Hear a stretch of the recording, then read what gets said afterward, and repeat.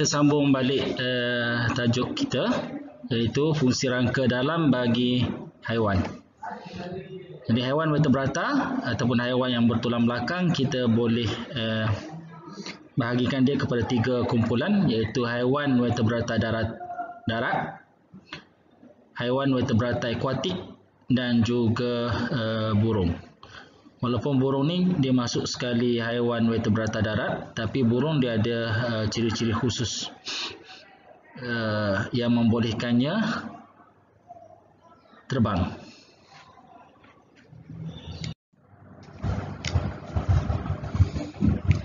Kita tengok haiwan vertebrata darat dahulu. Haiwan vertebrata darat mempunyai rangka dalam yang besar dan kuat.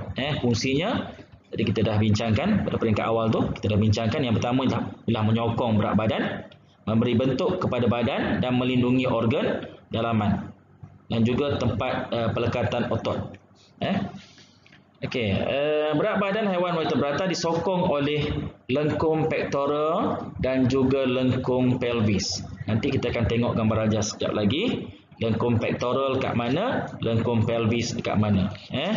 Kedua, lengkung ini bersendi dengan kaki. Lengkung ini akan bersendi dengan tangan dan juga kaki. Kalau manusia tangan dan kaki lah. Kalau haiwan lain kaki lah.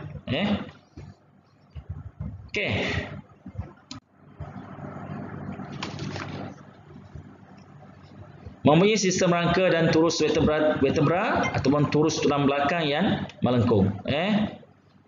Turus melengkung adalah untuk meningkatkan sokongan dan kestabilan, mengagihkan berat badan ke seluruh sistem rangka. Jadi kebiasaannya haiwan vertebrata turus vertebra dia melengkung sedikit.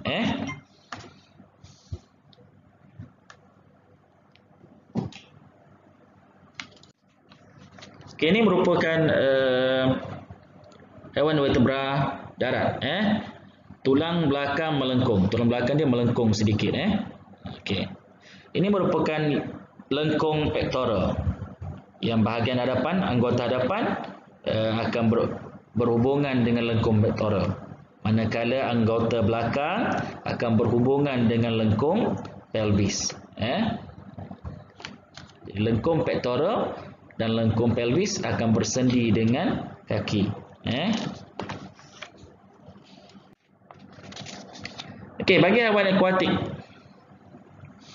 kalau kita bandingkan dengan haiwan vertebra, haiwan akuatik ni mempunyai rangka dalam yang lebih kecil dan tidak kuat.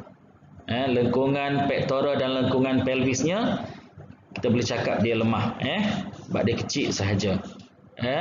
Berat badan haiwan disokong oleh daya apungan air yang memberi daya tujah ke atas. Jadi kenapa lengkungan pektoral dan lengkungan pelvis bagi haiwan akuatik, vertebra akuatik lebih kecil? Kerana ada daya apungan air yang memberi daya tujah ke atas, yang membantu haiwan yang hidup dalam air. Saiz haiwan boleh membesar melebihi saiz rangkanya. Jadi kalau kita tengok ikan paus, saiz yang sangat besar, tapi rangka yang ada dekat dalamnya kecil sahaja. Macam tak sesuai dengan saiz badan dia. Kenapa? Sebab dia dibantu oleh daya apungan air. Tak perlukan rangka yang lebih besar, sebab ada daya apungan air yang memberi daya tujah ke atas. Inilah contoh haiwan akuatik ikan paus. Lengkungan pektoral kecil saja kalau kita bandingkan dengan saiz badan dia lah. Tengok lengkungan pelvis lagi kecil. Yang kelima ialah mempunyai tulang anggota hadapan yang kecil untuk berenang dan mengimbangi badan dalam air. Yang keenam, tulang belakangnya adalah sangat kecil. Kalau bandingkan dengan saiz dia lah. Ikan paus yang dipukul gelombang ke pantai tidak dapat berenang semula ke laut kerana berat badannya merosakkan rangka dalamnya. Kalau ikan paus tu kadang-kadang kita tengok dalam dokumentari, ada ikan paus yang terdampar dekat tepi pantai. Kalau tak bantu dia balik ke semula ke lautan, dia akan mati. Sebabnya berat badannya yang besar tu, bila tak ada air, dia akan merosakkan rangka dalamnya.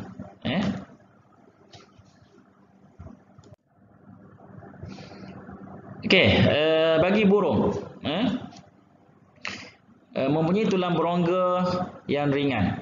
Kenapa tulang berongga yang ringan? Sebab burung dia tidak terbang. Jadi perlu mengurangkan berat badan dia. Struktur tulang beradaptasi untuk terbang. Tulang sternum ataupun tulang dada adalah pipih dan luas yang berfungsi sebagai tempat pelekatan otot untuk penerbangan. Saiz tengkorak adalah kecil. Tengok kepala dia kecil saja dibandingkan dengan badannya. Okey. Ini tengkorak dia kecil. Ini tulang sternum yang pipih tadi. Tu besar, tulang sternum ni besar, pipih. Tujuannya adalah untuk pelekatan otot. Lebih banyak otot dapat dilekatkan pada tulang sternum yang besar dan pipih ni.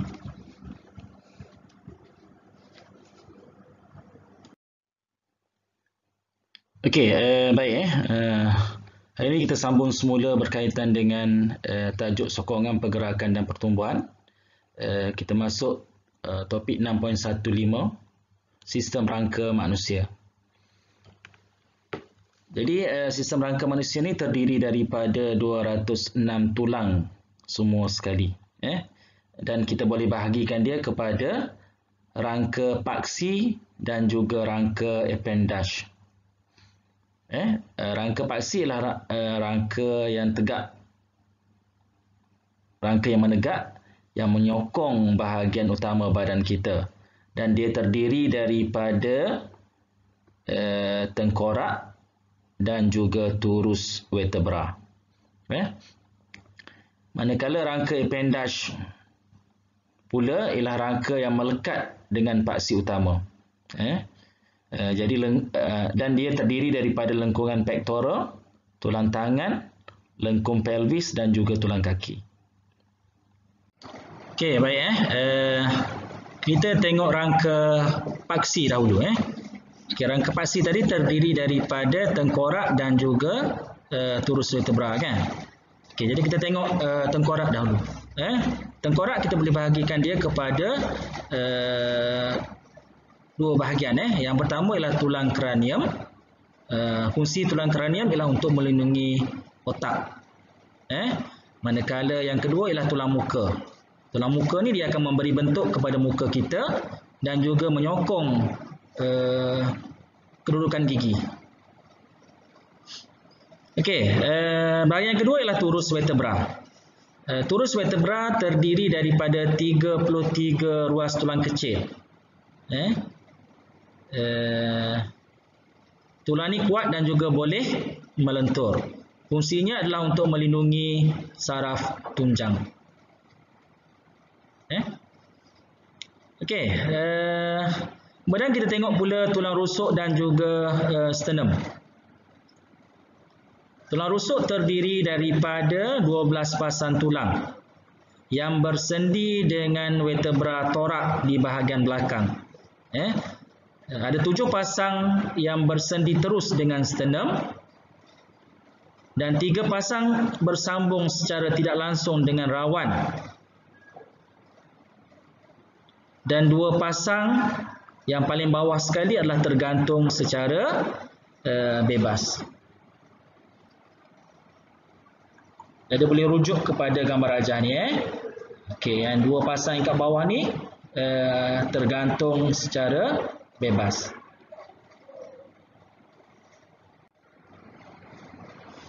Okey, bagi rangka appendage pula, rangka appendage terdiri daripada lengkungan pektoral di bahagian atas, ada sepasang lengkung pektoral ni ada sepasang, kiri dan juga kanan, terdiri daripada tulang clavicle dan juga tulang scapula. Clavicle ini ialah clavicle, tulang clavicle, dan yang besar ni kadang-kadang orang panggil tulang kipas, merupakan tulang scapula. Fungsinya adalah untuk menghubungkan tulang tangan dan juga rangka paksi. Okey, kita tengok yang kedua. Bahagian yang kedua ialah tulang tangan. Tulang tangan terdiri daripada 5 tulang. Yang pertama ialah tulang humerus. Lengan kita, humerus. Yang kedua tulang radius dan juga ulna. Radius dan ulna. Ini radius dan ulna. Ini ialah humerus. Okey, kemudian carpus. Carpus ni ialah tulang pergelangan tangan. Carpus dan metacarpus.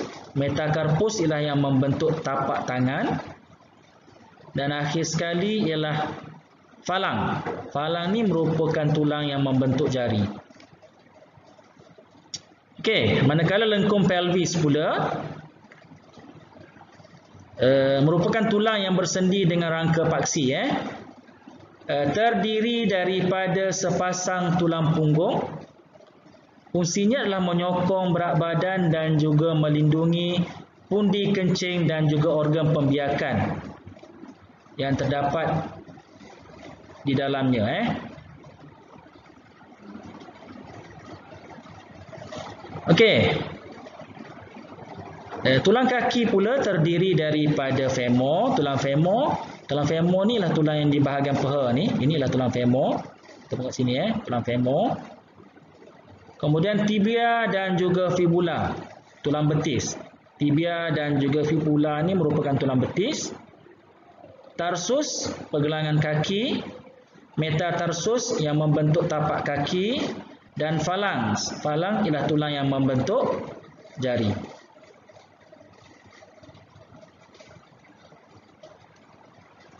Jadi pelajar-pelajar kalau nak lihat dengan lebih detail, boleh imbas gambar 3D dalam buku teks muka surat 122.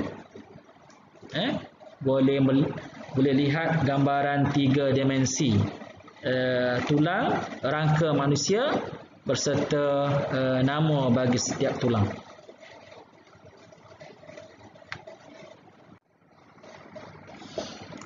Okey, ini merupakan ringkasan apa yang cikgu dah maklumkan tadi. Jadi boleh hafal.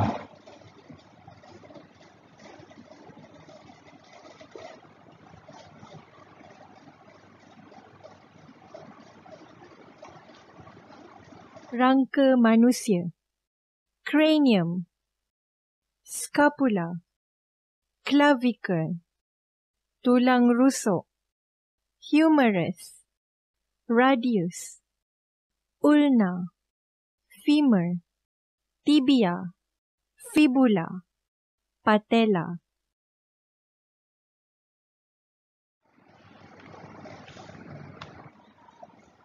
Okey, seterusnya kita bagi kepada tajuk membandingkan kekuatan tulang yang padat dan juga tulang yang berongga.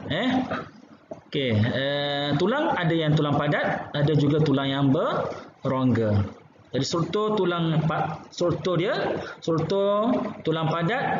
padat dan juga kuat. Manakala struktur bagi tulang berongga ringan dan juga kuat. Dari segi pergerakan pula, bagi tulang padat, pergerakannya perlahan saja. Manakala tulang berongga, pergerakan cepat sebab dia lebih ringan lah.